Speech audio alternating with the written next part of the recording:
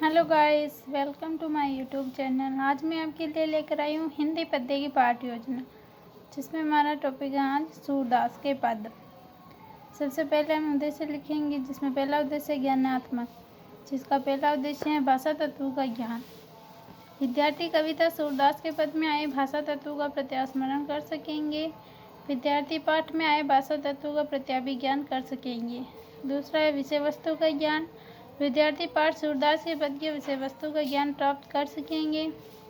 तीसरा है सी वाला रचना रूप का ज्ञान। विद्यार्थी पद्य विधा में कविता रचना के बारे में ज्ञान प्राप्त कर सकेंगे। दूसरा है अर्थ ग्रहण, जिसमें ए है पढ़कर अर्थ ग्रहण करना। विद्यार्थी सूरदास के पद कविता को पढ़कर अर्थ ग्रहण कर सकेंगे।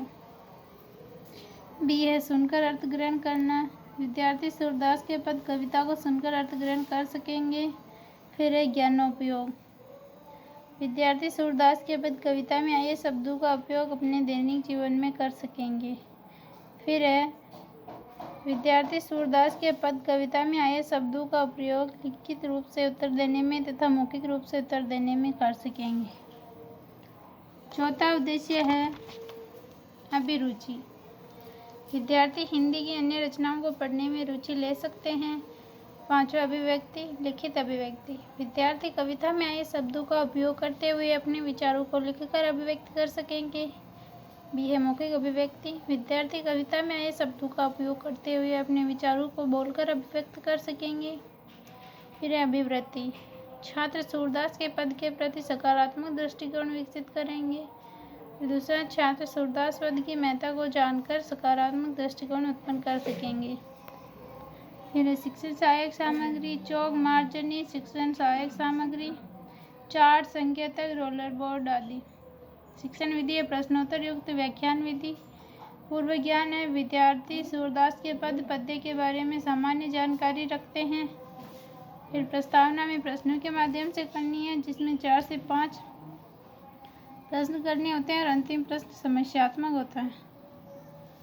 फिर है उद्देश्य कथन। विद्यार्थियों, आज हम सूरदास पद के बारे में विस्तृत अध्ययन करेंगे। फिर है प्रस्तुतिकरण, जिसमें हमें 4 कॉलम बनाने होते हैं। शिक्षण सोपान, छात्र अध्यापिका क्रिया, विद्यार्थी क्रिया और श्यामपट्ट कार्य।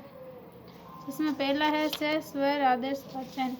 छात्र अध्यापिका शुद्ध स्पष्ट उचित यति गति आरोह अवरोह के साथ सह स्वर आदर्श वाचन करेंगे। विद्यार्थी ध्यानपूर्वक सुनेंगे और इसमें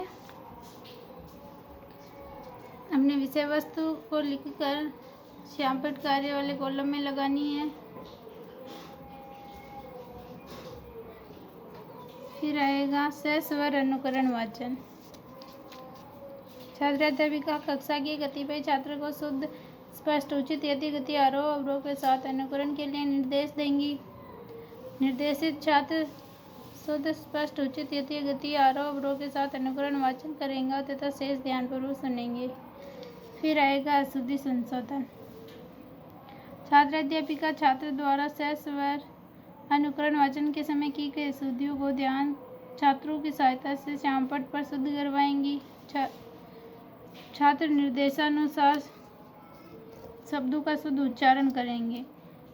इसमें अशुद्ध व शुद्ध शब्द लिखने हैं। फिर आएगा भावानुभूति प्रश्न। छात्र अध्यापिका विषय वस्तु में से निम्न प्रश्न पूछेंगी। इसमें 4 से 5 प्रश्न पूछने हैं और विद्यार्थी समुचित उत्तर देंगे। अगला पॉइंट है शब्दार्थ सरलीकरण। छात्र अध्यापिका पद्य में आए शब्दों का अर्थ श्यामपट्ट पर लिखकर छात्रों को समझाएंगे। छात्र अपनी अभ्यास पुस्तिका में शब्दार्थ को लिखेंगे। इसमें 1, 2, 3 शब्द व उनके अर्थ लिखने हैं। फिर आएगा सौंदर्यानुभूति प्रश्न, जिसमें 3 से 4 प्रश्न पूछने होते हैं और विद्यार्थी समुचित उत्तर देंगे जो अपने विषय वस्तु से संबंधित होंगे। अंतिम है पुनः सस्वर वाचन। छात्र अध्यापिका छात्रों के समूह सूरदास के पद का पुनः सस्वर वाचन करेंगी। छात्र ध्यानपूर्वक सुनेंगे। फिर हमें मूल्यांकन प्रश्न लिखने हैं, जो 5 से 6 पूछे जाते हैं। अंतिम है गृह कार्य, जिसमें 1 से 2 निबंधात्मक प्रश्न पूछे जाते हैं। वीडियो अच्छा लगा हो लाइक करना, शेयर करना और चैनल को सब्सक्राइब करना। Thank you.